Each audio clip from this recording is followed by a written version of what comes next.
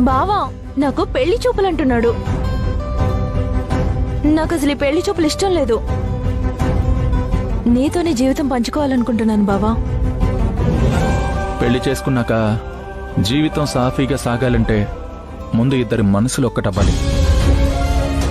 ఇద్దరి మధ్య చిన్న చిన్న గొడవలు జరిగి పరిస్థితుల వల్ల దూరంగా ఉన్నా కూడా వాళ్ళ మనసులో ప్రేమ అలాగే ఉండాలి.